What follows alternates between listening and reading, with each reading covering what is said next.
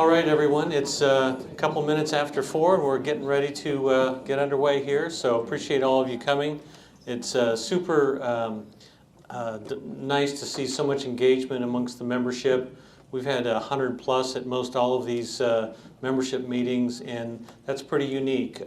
This is probably the smallest crowd, but you know, I see a lot of familiar faces. I see some new ones, and the board and the club appreciate you taking an interest and strong interest in showing up and gathering as much information as you can. And that, because at the end of the day, that's the purpose of these meetings, is to share some information, talk a little bit about the project and the financing aspect of it, or the payment for the project. And so that's what we'd like to do. Before we get started here, I want to go over a couple of items. First, Gary Brawley and Galen Coates are not here. They couldn't make this meeting. And I'd like to see a show of hands. As most of you know, you've been here for these meetings, and many of you have also seen the video on the website. Would any of you like to see either Gary Brawley or Galen Coates' video played again? We have them ready to go. If you'd like to see their discussion of the need for the project and aspects of it, if you'd like to see that video, can I see your hand? Okay, I've got one. One does not carry the day, and I give you I owe you a drink for raising your hand. Anyway, well, no, more hands are going up. All right. I walked into that one, didn't I? All right. Well, if you go home and go to www.briarwood.com, you'll be able to play the video in its entirety. So would encourage you, and a lot of you have. There's over 100, I think, for about each of those views. So that's more good news on being engaged and knowledgeable about the subject. Okay, so we're going to dispense Bob. I want to thank Bob, the videographer, and also the server who will be taking your drink orders, for lending us his expertise. And who knew Bob in the dining room would have all this technical ability, and he's got a long resume, so he's an interesting fella, and we appreciate your effort and professionalism in which you've handled this. So thank you, Bob. So the purpose of, and also if I could ask the audience, we will do a Q&A after everyone has spoken tonight. So I'm going to have a few minutes worth. John Goolsby is also going to do a presentation tonight. And once we're both through that aspect of it, we'll open it up for some questions and answers. How many of you were at the last meeting? Okay. If anyone wants to know how much I'm drinking or how many jobs I've applied for, if you would see me after the meeting, it'd be great. We can kind of stay focused on the task at hand here, and bring your own cocktail because it's a long story. All right. So the goal of this project has been to meet the target set by the Arizona Department of Water Resources. You've heard about it before. It's the 5th Water Management Plan. And in order to save the valuable resources of the state of Arizona, they have gone back to all of the clubs pre-1984 construction and said, your grandfather rights are over with, and you need to, we're going to give you enough water to irrigate 90 acres of turf, period. They throw in a few buckets of water for desert landscaping and things like that. It's not sufficient to do that really spiffy. But at the end of the day, they've given us 90 acres of water. They've given us water sufficient for 90 acres. Now, there's a lot of different types of turf, but at the end of the day, that's what we're going to get. They're not very negotiable on these items. And we'll talk about what they are negotiable on and towards the latter part of this. So we have got to take a golf course that was built and designed at 154 acres, plus or minus, and figure out what we're going to end up watering and what we're not going to water, And I think most of you can imagine that it's primarily the perimeters of the golf course that we're going to be taking down. We've also created a couple of other water savings measures. We're obviously not overseeding as much as we were because that also takes more water. Dormant Bermuda, you don't really have to water much, but overseeded ryegrass, you do. And so we have constrained, and this is our first winter that we went through a reduced overseed platform, and we're still tweaking it a little bit, but by and large we kind of got a good idea of what's to come, plus or minus, okay? Probably not minus, but probably more plus, just it's about money. So we created that process to reduce the amount of water that we use. We also did a project that you're all aware of, the Irrigation Creek, the Irrigation Creek, the Hazard Creek on the back 9. So we took that, that's what we ended up, that's what we've always used to move water from the 10th lake down to the irrigation pond down on 14 and 15. And as we run water down that creek, you're all familiar, I think, with the fact that as we run water through that, there's a seepage that occurs. It's a very soft, and it just kind of, the water goes through and it just soaks down in, and eventually a lot of it ends up in the water table again. But we lose that water. We got that water by the water we pump from the well. So it comes up into the lake, down the creek, some of it goes down through seepage, and most of it ends up down in the 14th and 15th hole pond, and that's where we irrigate the golf course from. It goes into the pump, and it sends all the water throughout the heads based on the programs. So we selected doing the first project primarily because A, we knew that there was a fair amount of loss, and it was a bit of an estimate as to how much. We've heard 30 to 40 acre feet. We're not completely sure because at the time we couldn't really measure it, so we didn't know for a fact. We knew that we were losing quite a bit.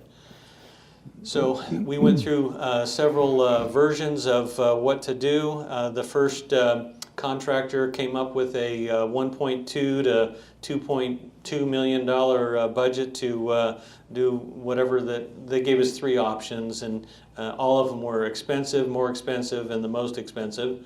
And we knew that that was a non-starter. Don Lodgelin, when he was up here a couple months ago, explained that very well. So we kind of went back to the drawing board. That was about the time that Ron came in, and he's a noodler. You know what a noodler is, right? So he thinks about these things, and with his experience at other facilities and having done a lot of different noodling at different golf courses to solve a variety of problems, one of the concepts that he came up with is that we could maybe reverse the water that goes into the creek. We could use the same pipes that we use for our irrigation system, and a certain time of the day we can run water through those pipes.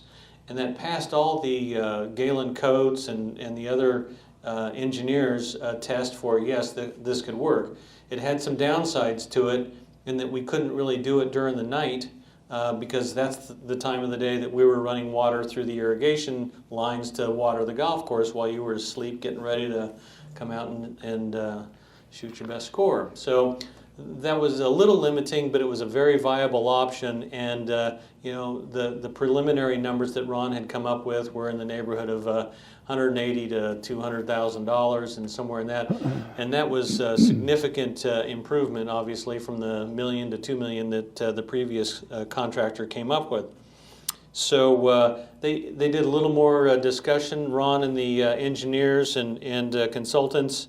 And at this time, they're just helping Ron because he knows a lot of people, and they're helping him out. So they came up with an idea that you know, it might be just as cost efficient for us to trench a pipe.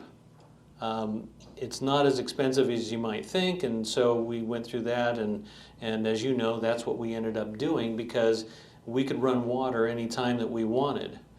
we could run water down in that pipe, and we didn't have to wait and do it just during the daytime.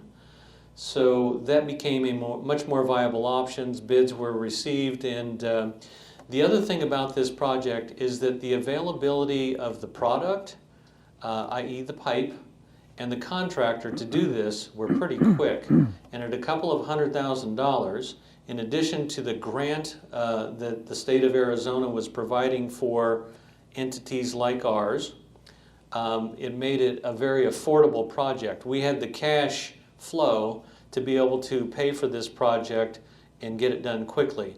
Otherwise, we might have gone to the irrigation heads sooner, and the satellites and that type of thing. But this was an affordable thing for us to do, and it would have an immediate impact on our water loss. So the board heard the project and kind of went through all the financing aspects of it and approved the project to move forward.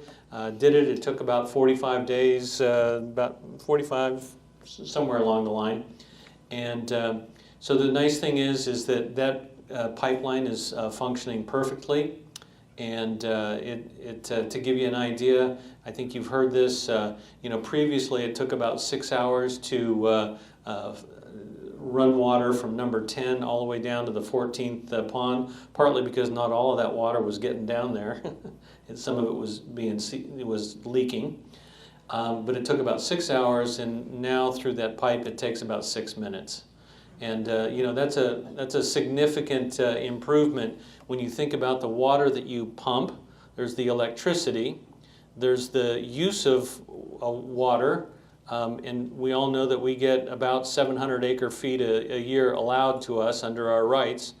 And so we were wasting water as we were sending it down the creek, and nobody can afford to waste water, and we're on that mission. So that has been a very really effective and a good start to this project. So anyway, the next step on water savings, there's really two other options where we lose water. One is through our own irrigation system, the sprinkler heads themselves, the amount of control that we have over those sprinkler heads. It's like washing your car with a fire hose. We just don't have a lot of control, and it's real overuse. You end up with a lot of water on the driveway. And so and on top of that, the irrigation heads that we have on this golf course, most of them are very old. Most of them are darn near original. And we've got a mix match of irrigation heads out there between Toro and Rainbird, and they don't put out the same amount of gallons per minute. So when Ron turns the dial and he turns it for 5 minutes, the Toro heads put out maybe 35 gallons a minute, and whereas the Rainbird might put out 30 or 40. It's probably 30. I would imagine it's less. And these aren't exact numbers, so don't hold me to them. So it's the efficiency of those irrigation heads. It's the ability to dial up per head how much water you need in that area. So for those of you who heard Galen Coates' description of this, he says there's a lot of water savings in your own irrigation. You just have to use what you have the most efficiently that you can. Why water the driveway when all you want to get is the putting green? And so that's the simple concept of it. The newer irrigation systems really have a much more precise manner and method of putting water. The controls are directly in the heads, goes from the computer in Ron's office to the satellites that are on the golf course. These heads are controlled to the minute, and so he has is it to the minute or to the second? Right now it's to the minute. Now it's to the minute, and we have it, we can do it to the second. And so you can evaluate certain areas of this golf course. You can imagine the bottom of the hill on number 9. There's a lot of water that flows down there, and there's never a shortage of water down there. But up on the hillside where it starts running off, we've got a lot of different areas on this golf course. Some needs a lot, some needs a little. And this gives Ron the tools to dial it down very close based on his observations of what the turf actually needs when he does his site visit and goes through the golf course. And that's an important thing when you figure that we have approximately 2,000 irrigation heads. If you multiply those savings by, maybe 1,000 or 1,500 or, however many heads you run in a given night or a given week, the numbers start to multiply really fast. So the experts, both Coates and Brawley and those in the industry tell us that we will likely be able to save between 15 and 20% of our water use that gets onto the golf course through this new modernized irrigation system. That includes the satellites, the heads, and the software that runs both of those. Now I can give you all sorts of reasons of what's wrong with our current heads besides age. The software, our software is running on the very last version of Windows that it will function on. I think it's Windows 10. Yes? And the Toro folks, when they come out, they're very nervous about working on that because it's toward, it doesn't speak completely with the software that we have. It's okay, we get it to function. The satellites on the golf course are another issue. They are of such an age that he cannot buy new parts for them. If something malfunctions, and it does, it's between probably 3 and 5 a month. There's an issue with a satellite or an irrigation head that sticks on for a variety of reasons. It's costly in the amount of A, water that we run, and B, we're trying to put a certain amount of water on the golf course and we don't end up with those controls. Ron can't buy the new parts, so he has to go to an aftermarket and buy remanufactured, reconditioned, and that market's beginning to dry up a little bit. Well, a lot actually. As I said at the I'll get it, hang on, it's coming. When the aftermarket knows that they have the only product that'll work for you, they can charge you whatever they'd like. And you either can say yes or no. And we don't have no as an option. So anyway, it's a serious situation. And the same with the irrigation heads themselves. We really do need to get these upgraded in a material way that allows us to control the water where we want it. Again, to quote Galen Coates, you've got a lot of water that you're just letting go of, and it's counting against you when you come up with this allotment. We need to get down to about 540 acre-feet of water a year, and we've been averaging in the neighborhood of 690, we'll just say, for the lack of argument. Ron argues with me about this, Gary says this, and Ron, anyway, about 690 acre-feet, right? Okay. 702 for the last 30 years. See, it just keeps on going.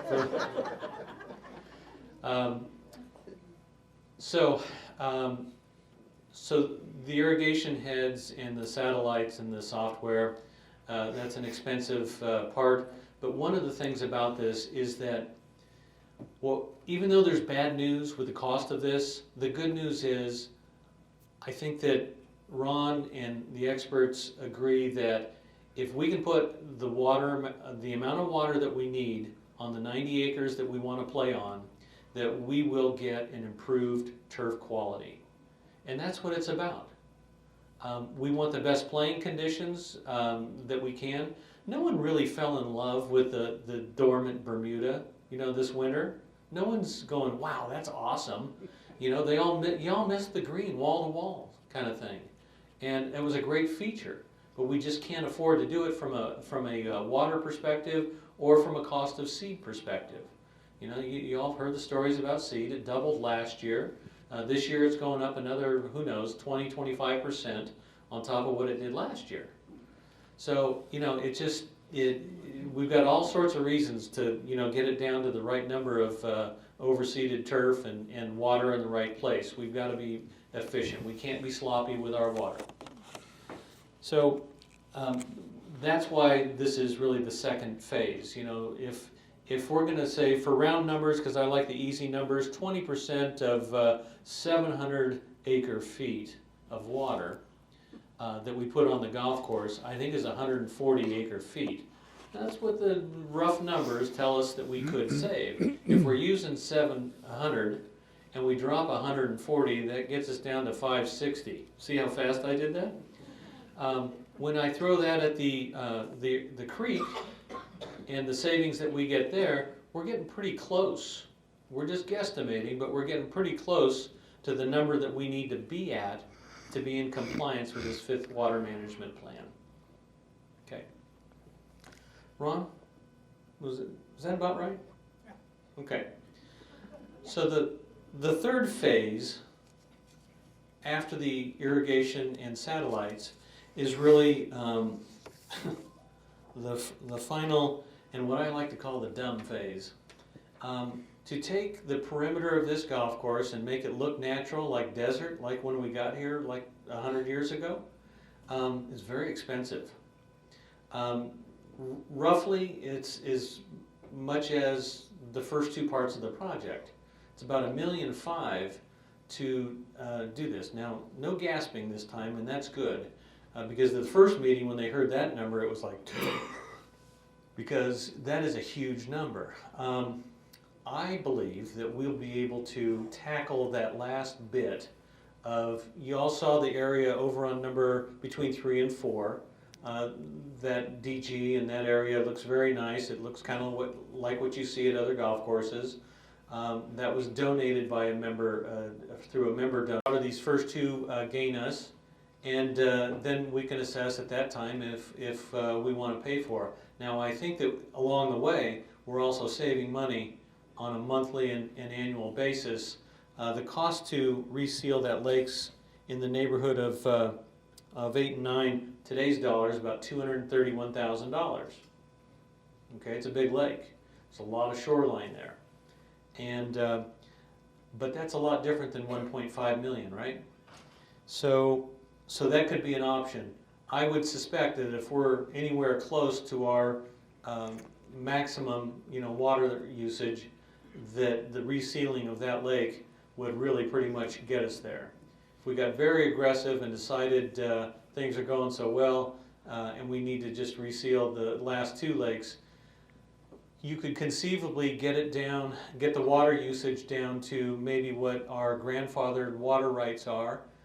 We're allowed 484 acre feet to pump from the water table, from the aquifer into our lakes and use it at Briarwood. We have to get to 540 to meet the compliance, 540 acre feet. So that puts us about, 60 acre feet? If we do that, then there's no need for us to pay for any water from Sun City West rec centers. We pay about $50,000 a year currently for water from the rec centers. So there'd be some, I would say, some operational savings to getting us off the water lease dole from the rec centers. So that's a good thing. The other good thing that we did is we were able to renegotiate the water lease with the rec centers. We're good partners in this, and they were good partners for us. They were amenable to changing our lease agreement to just paying for the water that we use. Up until this last year, we paid for 333 acre feet, whether we used it or not. And they gave us a great rate for the water. I got no complaints. You'll never hear me complaining. When Ron tells me that you can sell an acre foot of water for $1,800 on the open market, and to know what the rec centers charge us, we owe a debt of gratitude to the rec centers for the price that they were charging. But still, $50,000 a year that we can put towards other things, right? So, so there's that element. Those are kind of the 3 phases, and I think for sure these 2 phases are completely necessary, and then maybe 8 and 9, and we'll see what happens after that. But the whole point is we need to calculate the water loss and how close we are to compliance. Now, the last thing I'll say before I turn it over to John is that ADWR realizes that we're in a spot. They realize that there's 70 other some odd golf courses in the state that are in a similar position. Now, this only has to do with courses that pull groundwater. We pull groundwater.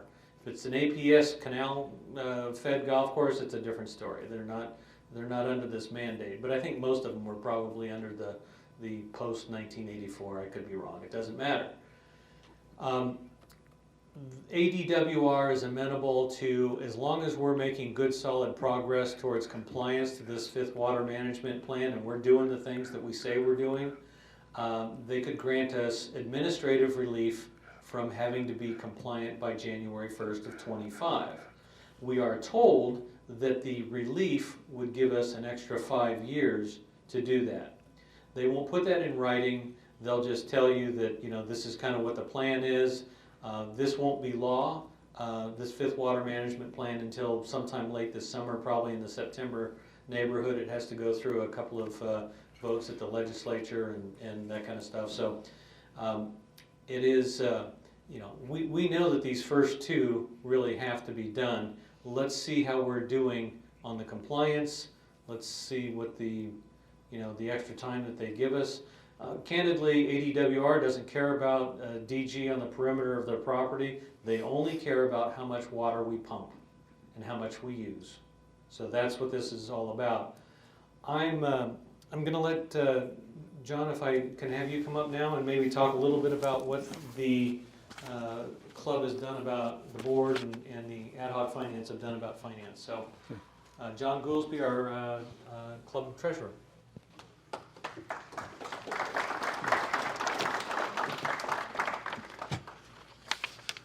Well, first of all, let me just spend a couple of minutes talking in general. We did have 2 member briefings before, which most of you attended. We got a lot of feedback, and a part of what I'd like to do today is address our understanding of that feedback and what we've done to address it, but also to make sure that we all have a common understanding of how it is that we intend to finance this project and how we came to the recommendations that we did. And before I do that, just let me make a couple of comments about the club's financial health in general. I've had that question asked as well. We've been through a rough patch, as you all know. We had a substantial loss last year, and people have said, you know, is the club in financial problems, so forth. When you consider what we've been through, I think the club is in remarkably sound condition right now, partly because of the some of the actions that were taken, but frankly, the forgiveness of the 2 payroll protection program loans gave us significant flexibility to do 2 things. One, we were able to fund the bunker project, which everyone was always interested in completing and had been delayed for several years. We were able to allocate a portion of that money for that purpose. The rest of it was used to shore up our capital replacement reserve, which had become seriously depleted. The project we're talking about now does nothing to address the clubhouse. We have an old clubhouse here that has lots of issues, and that's what that capital replacement reserve is primarily intended to do. And so we've been able to shore that up so we have a healthy balance in there. It's still underfunded, don't get me wrong, and we have a lot of needs, but at least we're able to fund all of those needs right now. So we are in fairly good financial condition to undertake this. Now, as we've gone through these 2 meetings, it's been clear to me that I think everyone seems to appreciate the need to do the project. We don't really have a lot of options. The state has mandated courses of our age to comply with these restrictions. There's a tight timetable. We've got roughly, let's just say 2 years for talking purposes, to meet those obligations. And so all of our planning about how to address it has gone into meeting those objectives. While we're talking about before I get into the details of that, though, I want to also talk about, again, getting back to the financial condition of the club. There's no secrets in this club. We're a member-owned club. This is your club. You have the right to see any information you want to see financially. We try to be transparent. You get a copy of our income statement every month with your bill, and you want to read it or not read it, it's up to you, but the information is there. If anyone wants a copy of the financial statements, any equity member is entitled to that, so all you've got to do is make a request through our office. So We intend to be transparent about this project as we are about all of our affairs. Anyone has any questions about that, we're happy to entertain those. Getting back to the specifics of this project, though, I think there's a clear understanding we have to do this. And the questions that we received, and we did receive a lot of questions, and I want to express my appreciation to all of you who came to those meetings, gave us good constructive feedback, some a little more negative than we would like to have heard, but it's what you were feeling, and we appreciate getting that feedback, and it's allowed us to assess exactly how we're doing this. So we can't, nothing, I think you understand, nothing happens on this project without your approval. As a member-owned club, everything we're doing is subject to member approval. The assessment is subject to your approval. The cost of this project is subject to your approval. If we take on financing, that's subject to the approval of membership, the equity members. So everything we're doing has to be approved by the membership. So what we're trying to do is make sure you're making your decisions with the best information that we have available. Now, most of the questions we got were not about the need for the project, but about questions about how we're financing this. Nobody likes an assessment. This club has not had an assessment for many years. I understand maybe 15 to 20 years, and it was a much smaller assessment than this. So this will be probably the first major assessment we've had to deal with. And the board, when it made its decision based on the recommendations of our ad hoc projects financing committee, didn't take that lightly. We looked at a lot of alternatives. That's another criticism I've heard, is that you told us there were a lot of alternatives that you looked at, but all you presented was a one-time assessment. In other words, it's your way or the highway, and that's the way some people perceived it. And I'm sorry for that if it came across that way. That was not our intent. What we did was recommend what we believed was the most viable alternative. So what I would like to do today is to review some other alternatives we did look at. And I'm going to talk specifically about one and talk more about the process that went through in making that recommendation. First of all, this ad hoc project financing committee, which was chaired very ably by Don Logel. I appreciate all the effort he put into organizing this group and carrying this project forward. We knew, because you've heard Nate explain how this project has to be done and the fast timetable we're on. So some of the suggestions about stretching the funding out just don't meet the requirements of getting this project finished. We have a tight deadline, so the first criteria that we established was that we had to raise all of the funding. This is $1.5 million approximately. That amount had to be raised in whatever financing recommendation we made. Secondly, this is a front-end loaded project. You're all familiar with all the supply chain issues that every business is dealing with, and in particular, it's affecting the irrigation equipment business. Everybody, not everybody, but there are many clubs facing exactly the same problems we're facing, and you can imagine the demand on these suppliers. And so costs are increasing rapidly. The lead time is being extended out. Some of the equipment we have to order won't be available for 9 to 12 months after we order, and you can't place an order until you have the ability to fund that order and make a significant down payment. So the second criteria was that those funds available had to be available quickly so that we could make all these commitments. And when I say quickly, I'm talking about over the next several months. You've seen the timetable for the construction project. It won't be completed until late 2023, but the funds are needed much sooner than that.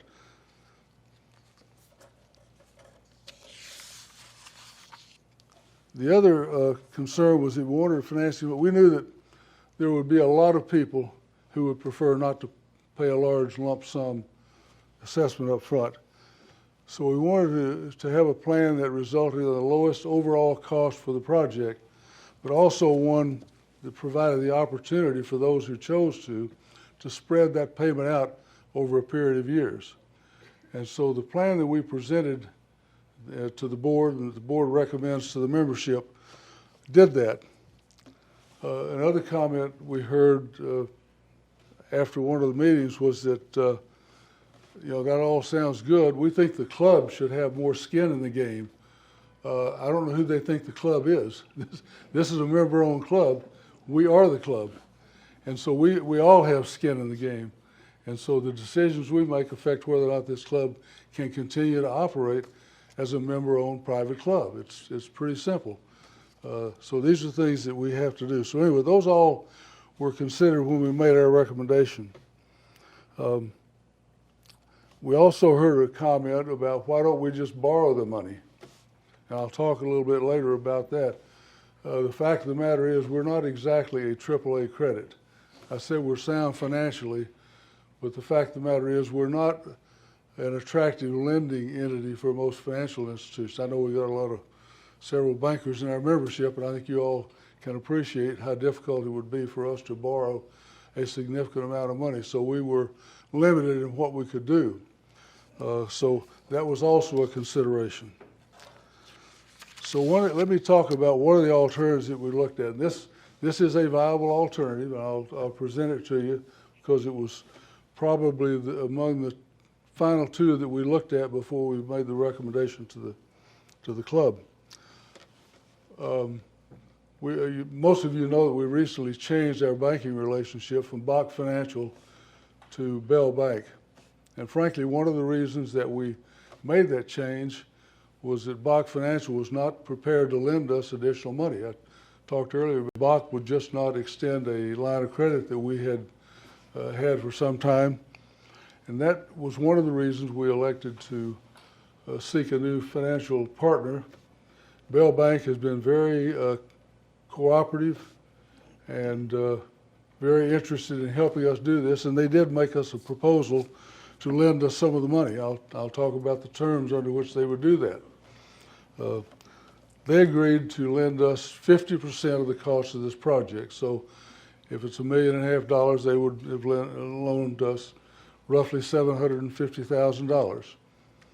But they would only loan that on the condition that the members matched their commitment to the project. In other words, if they were going to make a $750,000 loan to Briarwood, the members of Briarwood would have to commit to fund the additional $750,000. They would match us on a dollar-for-dollar basis, and then their loan would be paid out over about a 12 to 13-year period. Well, again, as a member-owned club, that does have the benefit of reducing the upfront assessment by about 50%. And so let me ask, while I'm talking here, let me ask September to put up the screen that shows the assessment, just to remind all of you what we're talking about. These numbers are a little different from the last meeting. The last numbers you saw were roughly $7,200 assessment.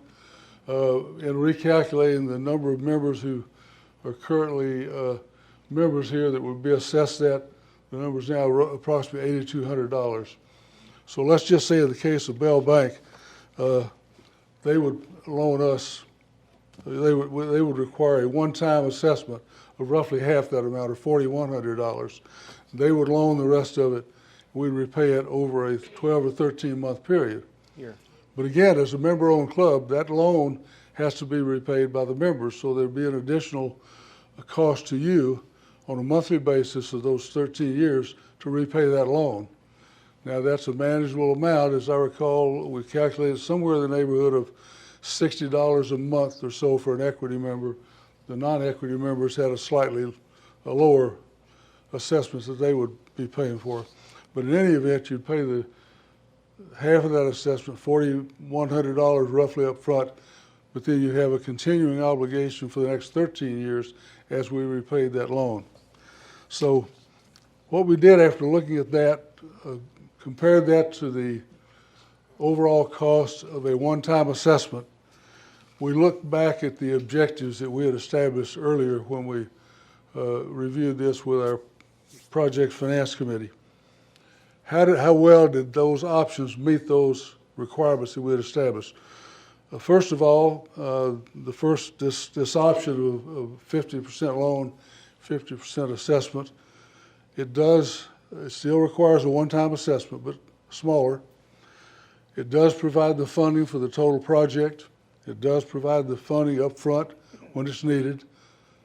Payments that are dragged out over a period of years just won't do that. So this got us our money up front, so it met that obligation.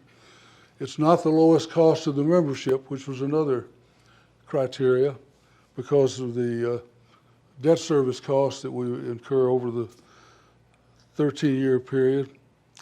It introduces a credit risk that we don't have with a one-time assessment for members who don't meet those future obligations. We have no control over that, but if members fail to pay those future obligations, then obviously we've incurred a credit risk that the rest of the members somehow have to deal with. And finally, another disadvantage is that it reduces our flexibility in the ability to borrow money. If we need to borrow money in the future, the fact that we borrow this money now limits the additional money that we would be able to get if we need it for other purposes later. So that led us to an evaluation of the one-time assessment of 80, that was up there a minute ago, of $80 to $100 approximately. That gets full project funding right up front. Members can make a personal decision. If they want to spread that out, they can choose to do so, because Bell Bank has agreed to provide financing for those members who want to avail themselves of that. And you can negotiate whatever terms are flexible enough to meet your requirements. If you want to do it over 3 years, 5, 6 years, I believe they've expressed the flexibility to do that. So for those who don't want to pay a one-time assessment, this option provided that alternative. It's the lowest cost because there's no debt service. And it doesn't limit our borrowing capacity. We haven't used the club's credit, so in the future we're completely free to negotiate other financing opportunities that are required. So we think the board has been responsible in developing a plan that meets the requirements of the Arizona State Water Resources to manage our water usage. And we think it's a financing plan that's responsive to our member needs, that gets the project done and allows members to make their own decision about how they want to fund that. So that's how we have come to the decision. We didn't take it lightly. We knew it would be something that the members would want to consider. Unless Nate has other questions or comments, we'll open it up to questions about anything Nate said or anything about the assessment or financing or anything else that's on your mind. Mr. Kinziara. Yeah, John, I wonder if you could quantify the additional costs that we would incur should we decide to finance the $750,000 over 13 years at some rate. Well, I don't have the number off the top of my head. I do. Well, why don't you tell us that? I do. Gabe's on the finance committee, by the way, so he's seen a lot of these numbers. I just don't have it. Well, I just But want tell people me. to sort of visualize, and they say, well, there'll be some additional costs, but it's actually in excess of $200,000. Okay. If you finance the $750,000 over even a 10-year period at 5%. I'm not certain that you could get a 5% loan, but Right. it's in excess of $200,000 additional dollars added to the cost of the project. Okay. Thank you for that question, which really turned out to be a comment. I have others. So over here, Joe.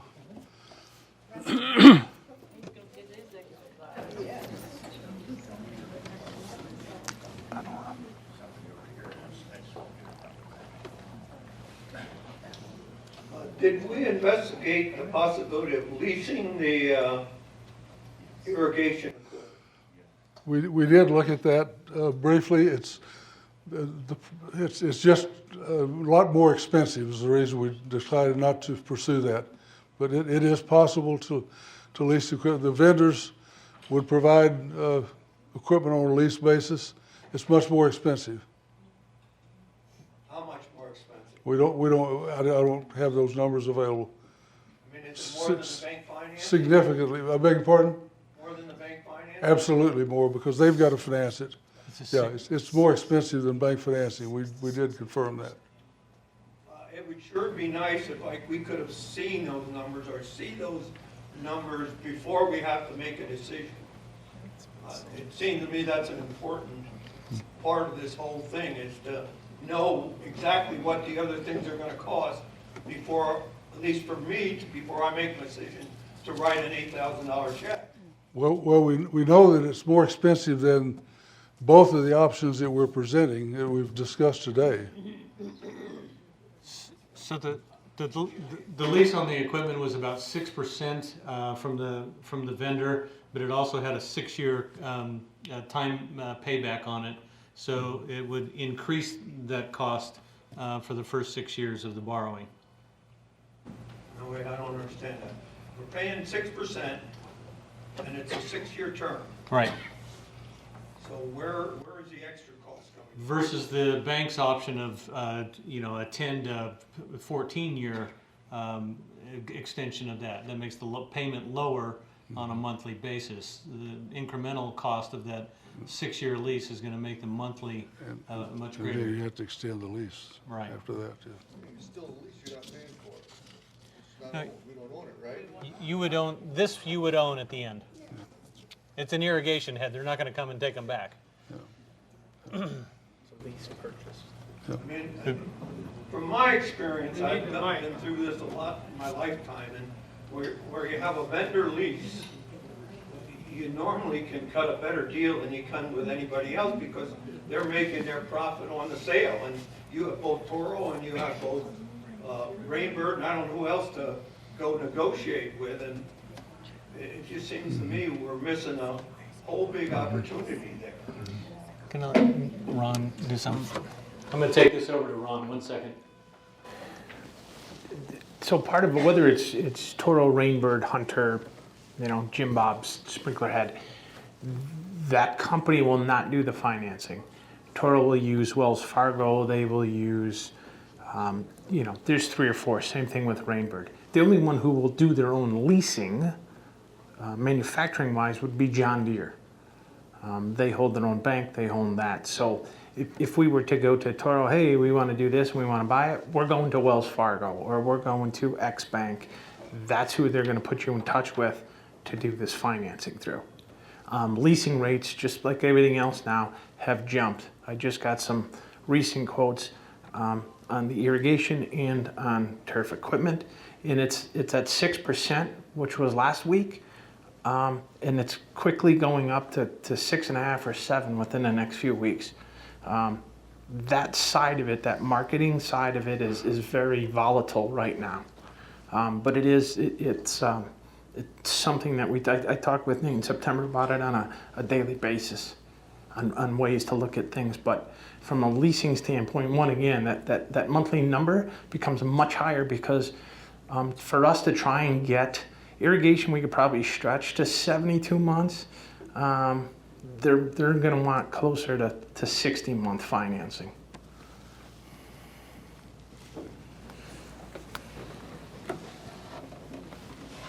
Okay, anyone else with a question? Joe? No, I was given instructions. One mic only. I have a couple of questions of the pipeline project. In the general membership meeting, we talked about the $105,000 that we had to pay. And I think the figure... I apologize, that's 129. That was a misprint on my I'm side. getting to that. Okay. The real figure was $129,000, which is quite a little bit more than... 229,000. And today in the email, it again said $105,000. My misprint continued on. My question is, I understand we paid for that. We've already paid for that. Is that correct? We have paid for the, yes we have, and we've also received the grant. We just received it this month. And then we're also including that money in this project again? Just the net of what we paid, the 129, correct? Why are we doing that? You want to answer that? He's asking why it's Yeah. included in the 1.5 million. Yeah, so it's part of the water savings project. We felt we could front the money on this project. It was one part of this first phase. So this money that comes in the refinancing, this financing plan will reimburse our Replacement reserve, right. reserve. If we've already paid for that, can we just eliminate that 105,000 or 129,000? Well, Why are we refinancing that? well, I guess that's possible, but when we borrow from the replacement reserve, I talked about the fact that that is underfunded anyway. We thought it made more sense to include this in the project and try to repay the capital reserve, replacement reserve, so that we got adequate funds to take care of all of our other needs. So that's why I was including this project. It was the first phase of this. We just advanced the money from another source just to get it done. So we paid for it, we're gonna borrow it back and put in our capital reserve fund, is that correct? Yeah. Well, we could make that decision, but that's not what we elected to do. We think we need that money in capital reserve because we've got a lot of other needs, and it's still underfunded. Well, I have some other questions. How many outstanding? Hang on a sec, we need to get the mic Well, it there. didn't work. Yeah, it's back now. Okay. Try to pull it here. How many outstanding loans does the club have now? I'm talking about cart paths and other loans. There are 3 loans, 2 equipment loans and 1 car path loan. The equipment loans will be paid off in the next 2 or 3 years, I don't recall exactly. The car path loan has a longer term. The total amount is about $450,000. We've had a lot of questions about why don't we just pay those off with this cash we got. Well, we don't have that much cash that's excess to do that. We're making payments on those as scheduled. They're not an issue for us. Our current plan, at least, is just to continue making the payments until those loans are retired in normal course of business. We don't have any other debt. We haven't taken on any more debt. So that's the only debt the club currently has. Thank you.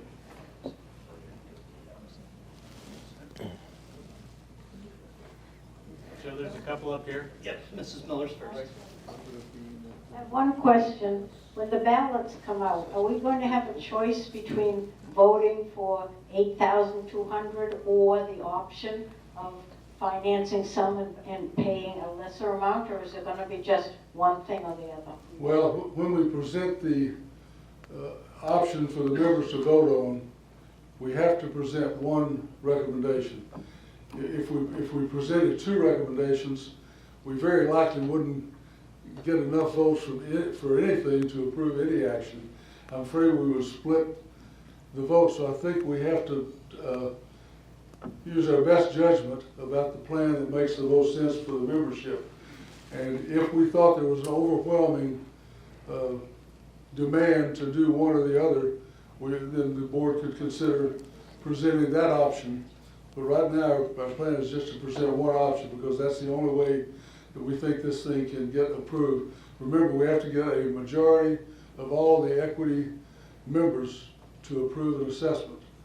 And so by splitting the vote, I'm afraid we would not meet that threshold. So we'll present you with one option, and I can't tell you what that's going to be yet because the board still has to make a final decision. And we will want to wait until after these meetings to get your feedback to do that. I am catching hands up as they are, so I have 3 in line, and I'll come to the rest as soon as I can. Is there any possibility of working with EPCOR and using reclaimed water instead of using fresh water? There isn't a plant close enough. He's not walking. Yeah, I'm sorry, I can't get up. There isn't a plant close enough. I wish there was. That would be a godsend.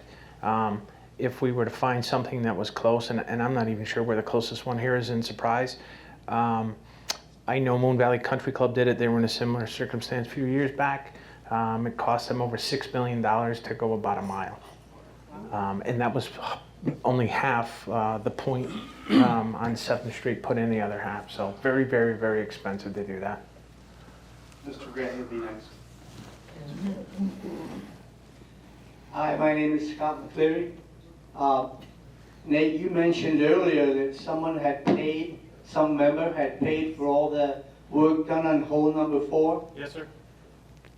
Would it help possibly the entire project if we pushed adopt a whole program?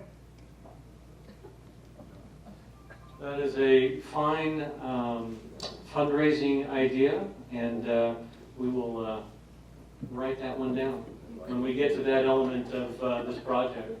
Nobody's come forward yet. If that does work, I'm thinking you want to have a short hole. Who wants number 6? Do I hear number 6? No, just cover up 13. Where are we, Joe? Oh, there you go.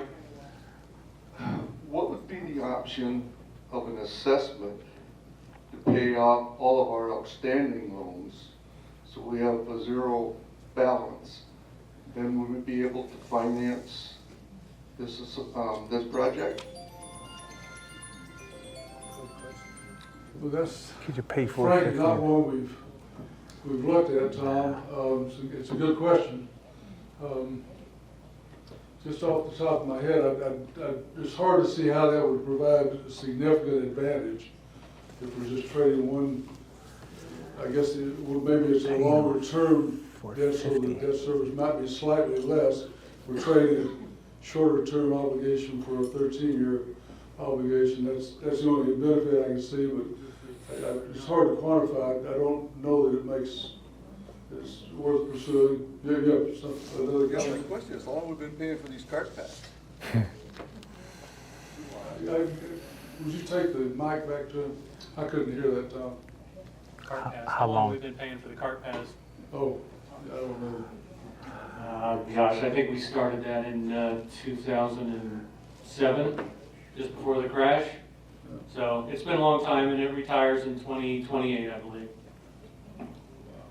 I guess what I'm getting. I have one question. You guys have done a great job. But right now today, you could assess all the members $1,000. You could assess the social members, and you could assess the seasonal members. Why don't you put that out right now and get that accomplished and then see where you go from there? I don't see any reason in delaying it. We're losing members. Members ought to pony up right now with what the obligation the board can legally do today. I'd like to know why you don't want to do that. Well, Gene, I didn't say we didn't want to do it, but the problem with that is we have $1.5 million project we've got to fund, and I think what you suggested would raise $200,000 or $300,000. And so, How about more? 5, you already done that, so it wouldn't raise enough money to commit the project, so we couldn't make the commitments for the equipment. Would you bring the mic back to Gene?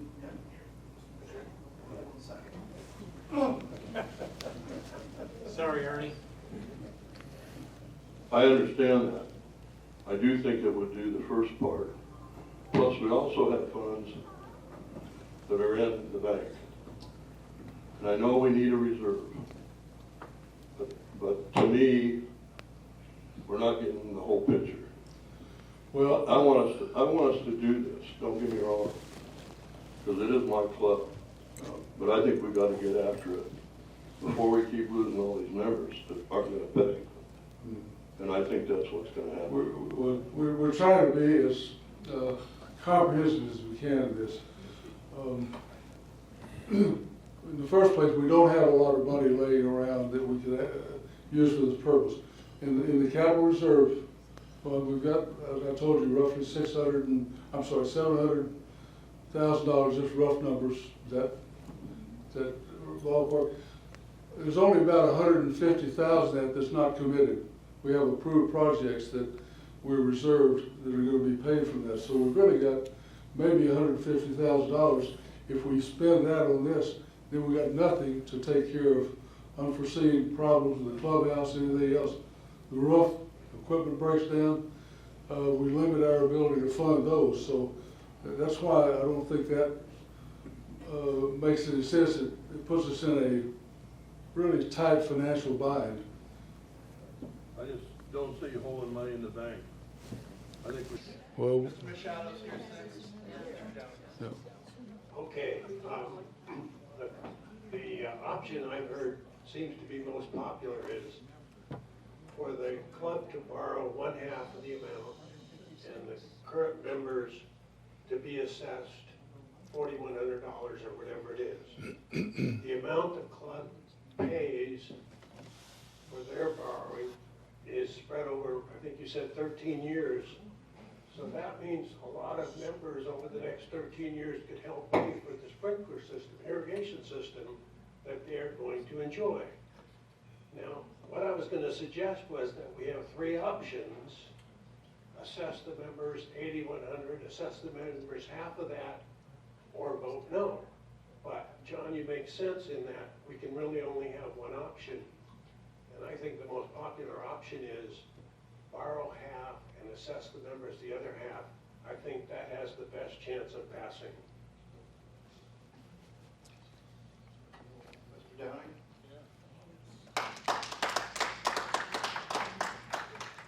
My name is Bob Downing. I think we've got the cart before the horse. I've been a member of Briarwood since 2015. I don't have a problem writing a check for $8,000 or $10,000. What I have a problem with is this club financially has been mismanaged the entire time that I've been here. And I think it goes back another 15 or 20 years. One, our capital reserve is way, way underfunded. We have managed this club from the financial standpoint way too less. We're not bringing enough members in. We're not bringing enough money in. Now all of a sudden you want us to spend X number of dollars, and we don't have a plan on fixing what the problem actually has been. That's running this club where we break even. We haven't done that. So now all of a sudden, just for a moment, close your eyes. This is not a country club. You're not playing golf. You're getting ready to make a business investment. Would you spend $1 on an investment that cannot even break even? Can you? I don't think you can. Until this club gets to the point where they have a plan from the management standpoint to break even, why would you want to spend money for the future when it's proven in the past we can't even break even? This is sort of ridiculous. And what has happened this past month and a half? Briarwood has done more damage in our community with all this BS going on. That 156 that says we're going to divide into the 1.5 million, I don't think it's 156 people are going to be left. I think we're going to be down around the 120 level. We've got to start managing this property where it breaks even. We can't keep losing $100,000, $200,000 every single year and think this is a great place. As a business, close your eyes for a moment. Would you spend any money on a property that can't break even? You know, I've been in Arizona for 24 years. The issue of water has been front and center for 24 years that I'm aware of. It's in the paper all the time. It's a problem. We know how big a problem if you came from California. It's a problem. And we've been in a drought for like 22 years. They just finally, recently, last year, picked a date, 2025. So we need to do whatever we can to comply. Will there be an extension? Maybe. Does it need to be done? Yes. We have had a committee go through all different types of options. And what they've presented is an option that says, Yes, we need to collect all the money up front. Very important. You can't just buy the product and then not have the money to implement it or create it or whatever. You need the money up front. They provided a way to say, I'll pay the entire assessment, or I will choose to finance it over some reasonable period of time. And as we all know, when you could finance very cheaply a year ago or less, it just keeps going up, and it's just going to keep going up. And the costs are going to keep going up.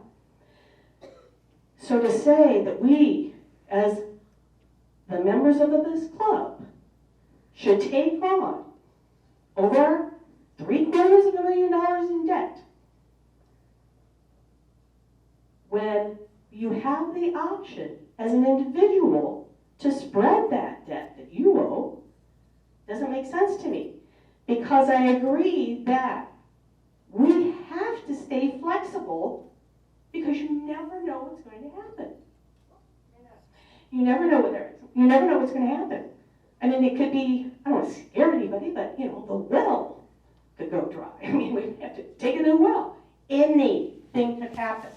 We have to be nimble. We have to have choices. We have to be able, possibly. Mrs. McCleary? Yes. We all agree. We do need to, that's okay, that's all right. I know I'd just like to respond as a member of the board and the finance committee that we really do have a plan in place to make this budget work.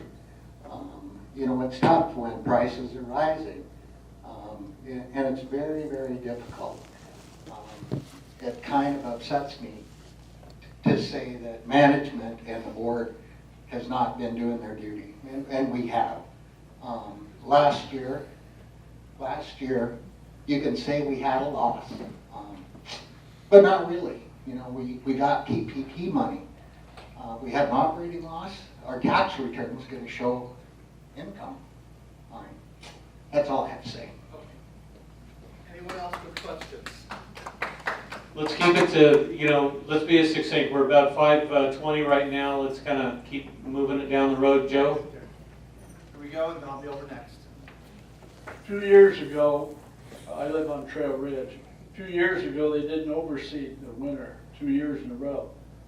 And my wife liked that green grass out in front of her house, or out behind her house, more specifically. And she was very upset, and she would have been willing to write a check for $1,000 or $2,000 to the rec centers just for overseed. If they'd have come to us, she'd have beat them to the bank. And I'm just wondering if maybe we ought to write a letter to the people that are living around this golf course, tell them what the situation is, tell them what this course is going to look like if we don't get this project done, and see if we can get some volunteer money from the people that live around this golf course. We've got 311 homes that are surrounding the golf course. 315 or 16, whatever it is. So I think it's an idea, it's a lot more appealing to pay for the ryegrass that we can't grow because we have to water it. They'd have to want to pony up with the DG, and I don't think that is be as attractive, but we do plan on reaching out to our neighbors and seeing if they want to participate in some fashion. I think we would be surprised at the support we get. I'm always surprised. All right, we're heading over here. Getting close to the finish line here, folks. Be patient. No problem. I have a question regarding management going forward. New members that come in, have you already looked at, because we talked about the reserve being low, have you looked at a bigger assessment when people come in as a new member, Correct. especially what we have going on right now? Yes, we have. In fact, at the last board meeting, and if I get a couple of minutes, I'll send a little summary out of a blast of what was approved at the board meeting. The board approved a new initiation fee for a new equity member for $5,000 is what the going rate will be. For a non-resident, it'll be $6,000. And so I think this is a chance for the club to, if we can keep producing, that product, and it allows us to collect a lot more up front. And it'll slow the pace of members down, but you know, let's say those that join have more skin in the game, right? So yes. Another question? I have a Do we have comment. somebody? I don't need that. You might. There's a lot of people that don't hear well, so hang on. So we just got an email about the summer people that could come and use the club. Yes, summer dining program. $195. 250, right? 250? Yep. Okay. Yeah, depends on the date. No. I think she's referring to Summer pass. 195 is our Summer pass. guest passes for Oh, the social golf members. Yeah. Yeah. Okay. Are you going to put that in the paper anywhere besides, and then don't say call the club, but actually tell them what the summer diner would be or the guest pass would be or whatever? Because I can tell you, I've got 24 girls asking that question that are not members here, and they want to know what that fee would cover. The guest passes are for any member that wants to bring guests out this summer. It's a chance for them to buy affordable passes, and most of our members are well aware of it. And Perhaps, but you could do something like that with the brunch and the dinners that summer people that are not members here. right. It's money. It's money you could bring in. Right. If you put it in the paper and you make it a little bit, whatever, enticing. We'll give that some thought. We are a little limited in how we can advertise. I'll be with you. I have one here that I'm going in, we'll go over there in a second. Let's do 3 more, Joe. Okay, got it. Okay. So when we vote, we're going to get one choice, the project and the financing you've chosen. So that has to be a yay or nay for that combined project. We don't vote for, yeah, we love the project, but no, we hate the financing. It's all one. I'm not sure exactly what that vote is going to look like yet, but John described it reasonably well. The board is going to be meeting on Friday to sort of finalize the plan for that, take all the input, and then really kind of put forward what they believe will work. Okay, this is the one of 3 final questions. I noticed we have 156 equity. Did we really lose 24 members? We've gone from 180 in I think the beginning of April, and I think we've got a pretty significant number that are on the sell list already. And as you know, we've got our flash sale members who joined under that rate promotion. We've got a lot of them dropping off, and in fact, so we have lost a few. We've got 170 something currently, but we're anticipating that by the time a vote comes, it may be less than that. We may pick up, on that sale list, people have the ability to rescind their resignation, and I think some will, some won't. We anticipated we'd lose up to 10% on this, and maybe more, maybe less, I don't know. All right, we have our second to third last question here. Nate, just a quick question, just a quick comment. If we do financing, the financing passes the burden to the future members. If we pay all of the money up front, only the current members are footing the bill for not only now, but the future. And I think we have the equity in the club, we own the club, there's no reason not to use at least part of it for financing and pass some of this on to the members that are coming. I hear you. Thank you. Okay, final and last question. Anybody have one last question? One last comment. Over here, Joe, way over the corner. You knew it was going to happen. Which way? Over here. Mr. Aiken. Yes, Mr. Robert Aiken. First of all, I'm in favor of the project, so it's a matter of what's equitable and fair going forward for all of us. And if we're going to be charging new members $5,000, who will have the benefit of the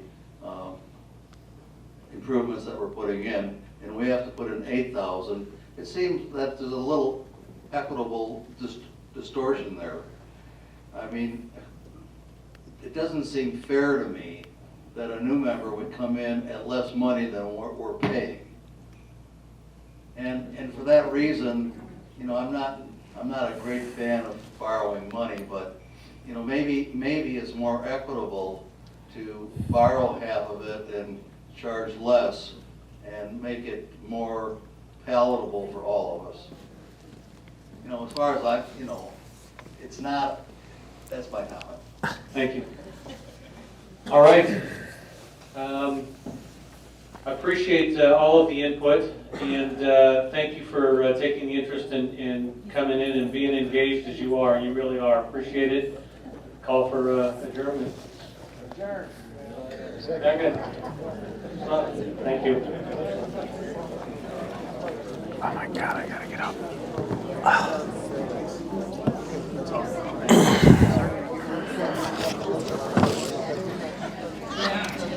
Let's do this one. Cheers. Thanks, sir.